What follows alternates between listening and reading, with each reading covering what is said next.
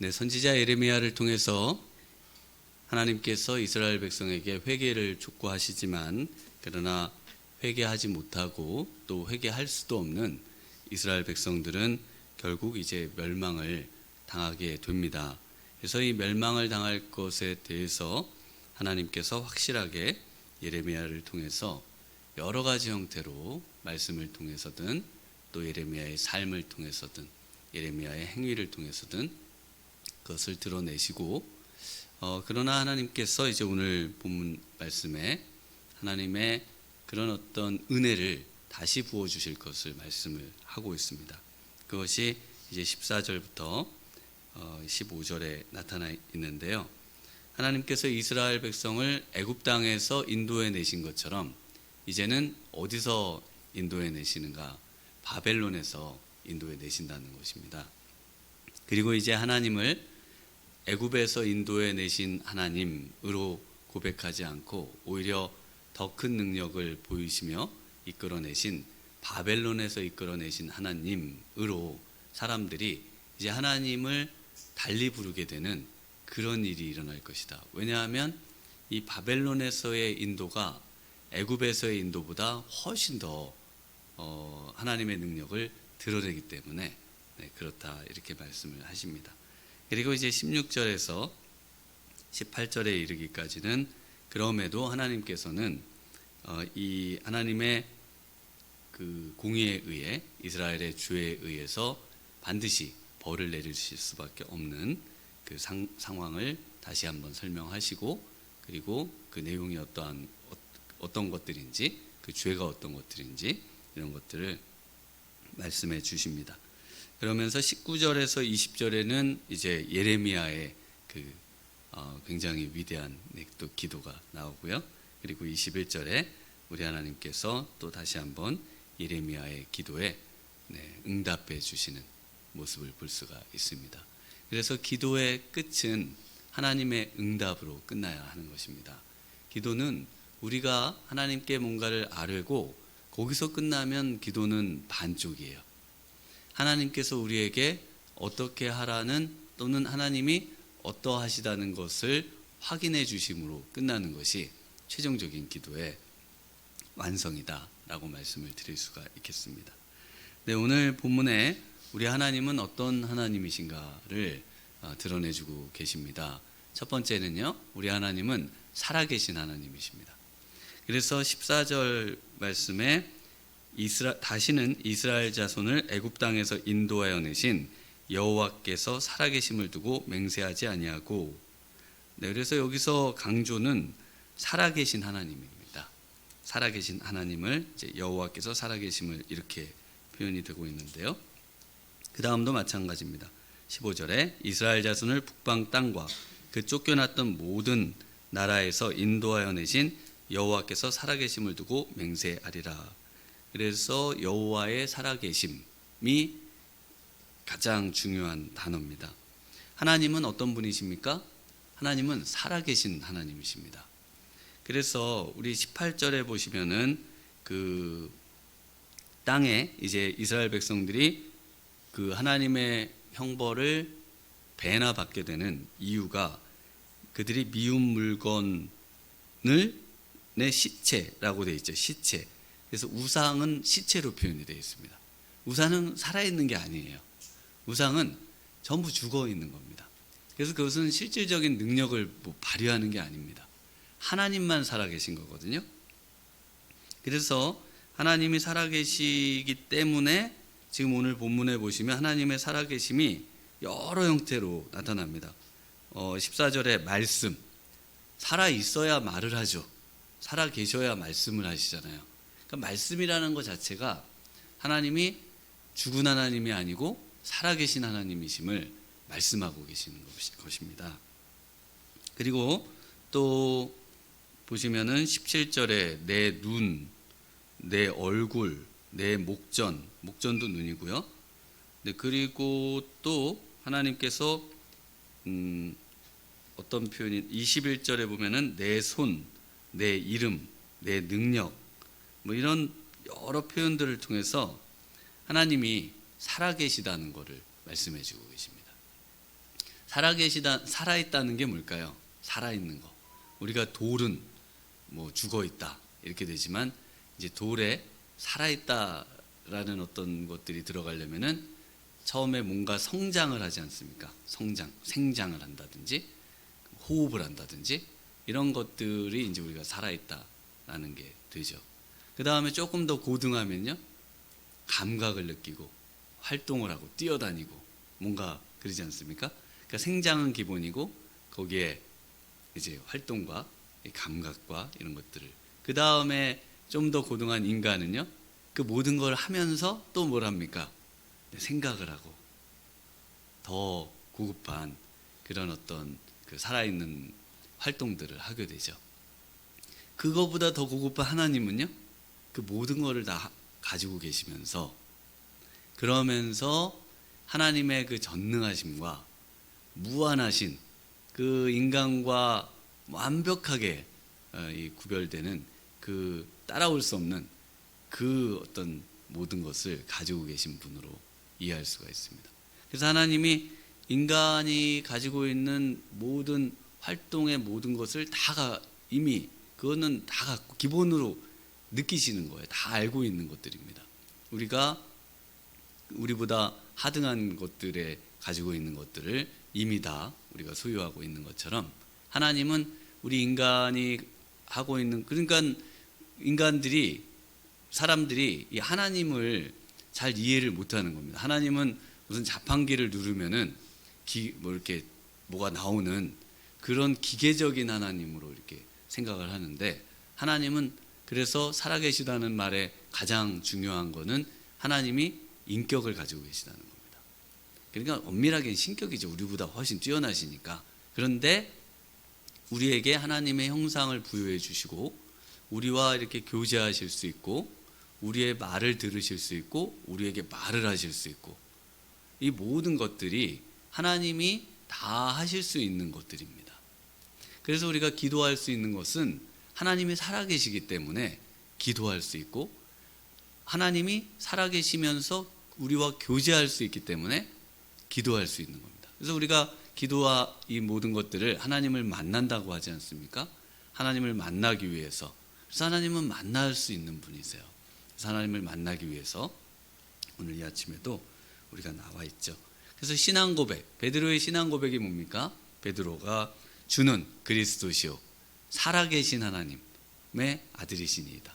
그래서 그 살아계신 하나님입니다. 그 신앙의 그 기본은 하나님은 살아계시다예요. 하나님은 살아서 모든 것을 주관하시고 모든 것을 역사하시고, 역사하시지 않는 것 같을 뿐이지, 또는 그것을 용인하고 허용하고 계신 것 뿐이지, 죄를 져도 하나님이 뭐 별로 반응을 안 하시는 겁니까? 죽으셨나 보다. 역시 잘 모르시네. 내가 더 똑똑하다. 이렇게 생각할 수 있는 것 뿐인 착각이죠. 사실은 착각인 거예요. 하나님은 살아서 이 모든 것들을 보고 계십니다. 그리고 하나님은요, 또 어떤 분이십니까? 그 모든 것을 보고 계시는 하나님이시죠. 그래서 17절에 보면은 내 눈이, 내 얼굴, 내 목전, 그래서 목전 눈이라고 말씀드렸죠. 그래서 살펴보고 숨기지 못하고 숨겨지지 못해요. 그래서 하나님이 마치 우리 인간같이 눈이 있는 것 같이 얼굴이 있는 것처럼 표현이 되는 것 뿐이지, 하나님은 영이시기 때문에 얼굴이 있다든지 이런 것은 아닙니다. 그런데 하나님은 행위를 살펴보죠. 그러니까 사람은 겉에만 볼 수 있는데 하나님은 우리보다 훨씬 뛰어나시고 전능하시잖아요. 그래서 우리의 마음을, 그 동기와 그 생각과 이걸 다 읽어내세요. 우리가 우리의 뭐 강아지들을 보면은 얘가 왜 이런 활동을 하는지 이걸 대충 다 알잖아요. 연구해서 알고 다 그 느낌들을 아는데, 하나님은 그것보다 더 우리 인간을 더 잘 아셔가지고 그 속에 일어나는 모든 것까지 다 꿰뚫어서 알고 계십니다. 그래서 피할 데가 없는 거예요. 하늘 끝에 가도 하나님이 거기에 계시고 보고 계시고, 바다 끝에 가도 거기서 보고 계시고, 그런 하나님이시기 때문에 하나님께서 이스라엘 백성들을 심판하실 수 있으신 것입니다. 그래서 이 16절에 어떤 심판입니까? 어부를 불러다가 그들을 낫게 하며, 그래서 이 어부를 불러다 낫게 한다. 그래서 죄라는 말의 그 한자를 보시면은 죄하고 벌 한번 생각해 보세요. 그럼 죄가 그 맨 위에 뭐가 있어요? 그물망이 있죠. 그물망자에 안이비자거든요. 그게 이렇게 합쳐져 있는데 그물이 있어요. 그래서 벌에는 또 뭐가 있나요? 벌에도 그물이 있어요. 그물. 그래서 그런 걸 보면은 좀 되게 신기하지 않으세요? 이렇게 참 하나님의 말씀이 그 그물에 걸려 있는 겁니다. 죄는 물고기가 빠져나올 수가 없어요. 거기서 죄라고 하는 것은 한번 들어가면 그것은 힘이고 권세이기 때문에 그 영향력 아래 빠져나올 수가 없습니다. 그래서 그 빠져나올 수 없는 그물에 걸려 있는 그 인생을 하나님께서 벌하시죠. 역시 그물에 걸려 있는 거를 벌합니다. 그래서 지금 벌하시는데 이제 그 소리 현자로, 그래서 말씀과 칼이 또 그 안에 들어 있습니다.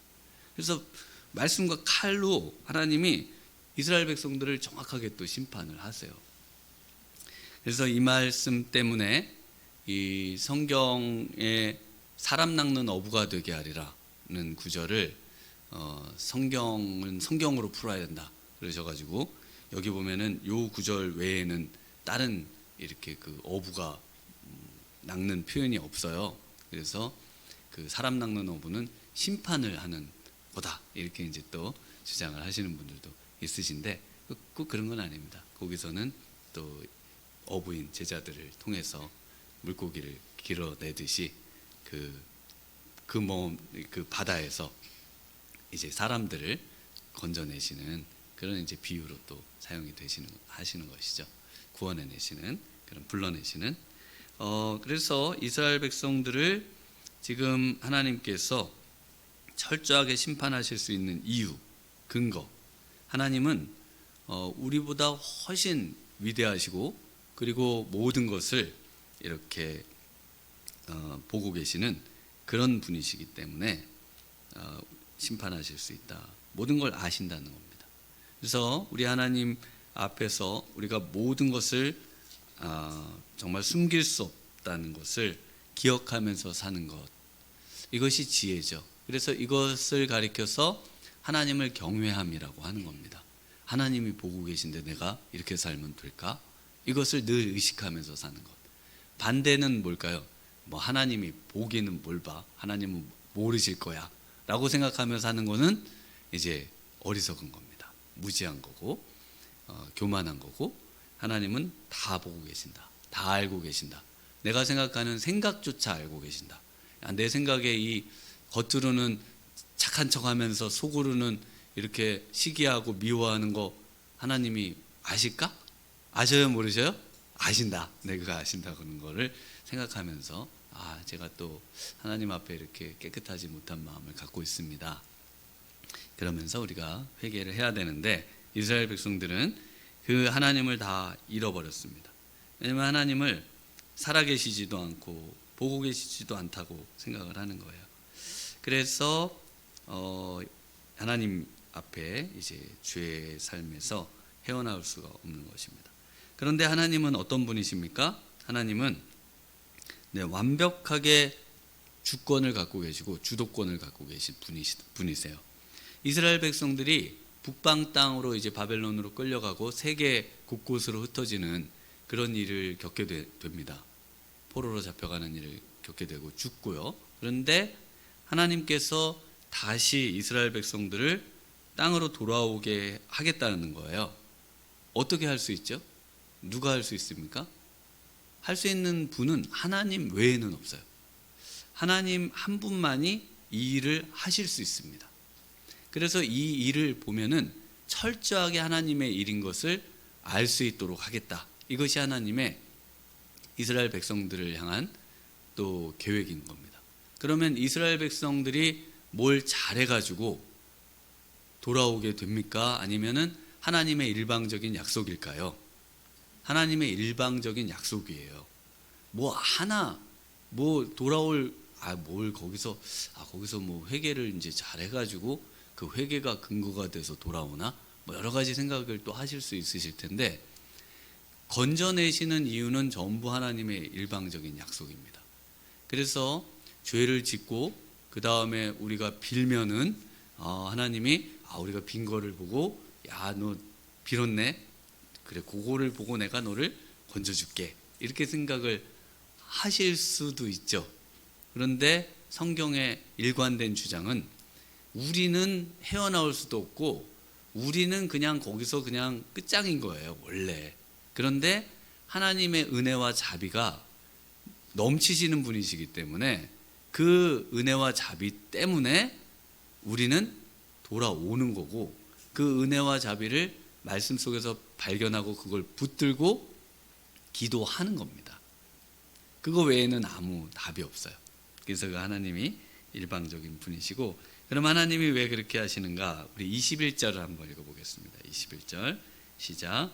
여호와께서 이르시되 보라, 이번에 그들에게 내 손과 내 능력을 알려서 그들로 내 이름이 여호와인 줄 알게 하리라. 네, 하나님께서 이 세상 모든 민족들에게 하나님의 손과 능력을 알려서, 그래서 이제 내 이름이 여호와라는 것을 확실하게, 정말 하나님 온 세상을 만드신 그 신이 이스라엘 민족이 섬기는 신이었구나 라는 것을 확실하게 드러내는 일들을 보이겠다.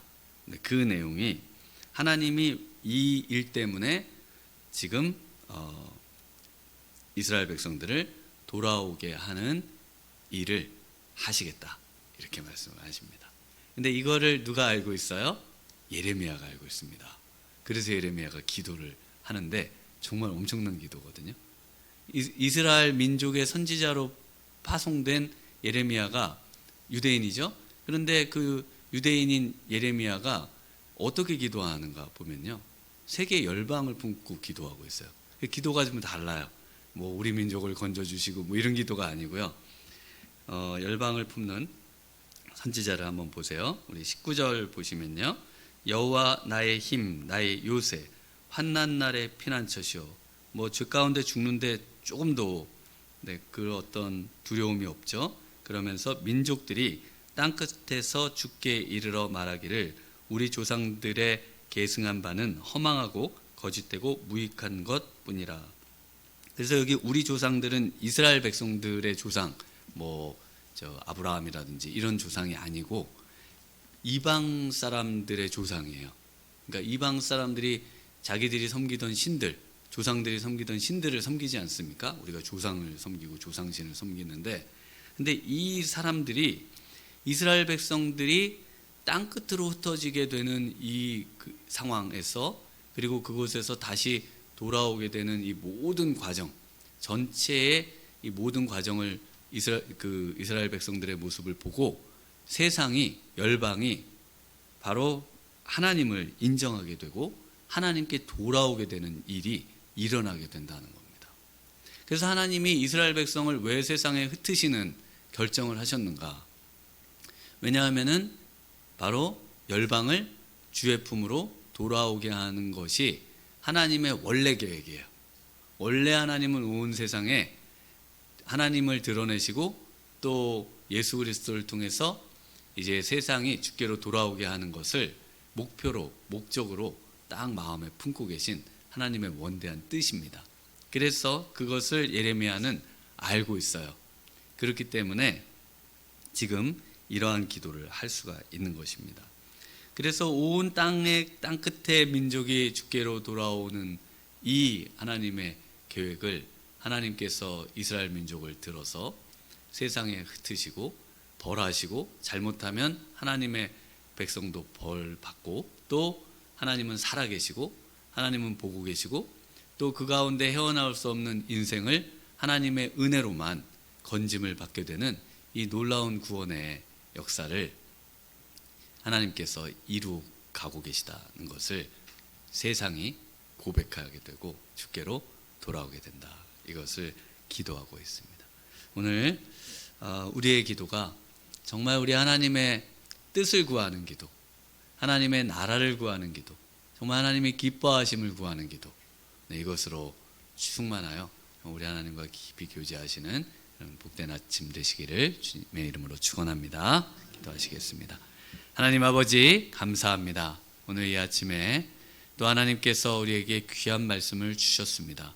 살아계신 하나님, 이 시간 기도하오니 정말 우리의 모든 숨겨진 것들을 드러내시고, 그리고 하나님 우리로 회개케 하시고, 또 하나님 정말 하나님의 뜻에 맞는 그런 삶을 살 수 있도록 우리에게 은혜의 능력, 성령의 능력, 부활의 능력, 순종의 능력을 허락하여 주셔서 하나님 오늘도 승리하며 살아가며, 무엇보다 우리의 생각 속에 우리 하나님이 온 세상을 주관하고 계시며, 또 하나님 우리 하나님이 하시고자 하시는 일에 하나님 우리가 동참하고 그 일에 관심을 갖고 먼저 그의 나라와 의를 구하는 삶을 살아가는 저희들 되도록 주님께서 오늘 하루도 인도해 주시기를 소망하옵고 예수님 이름으로 기도드리옵나이다. 아멘.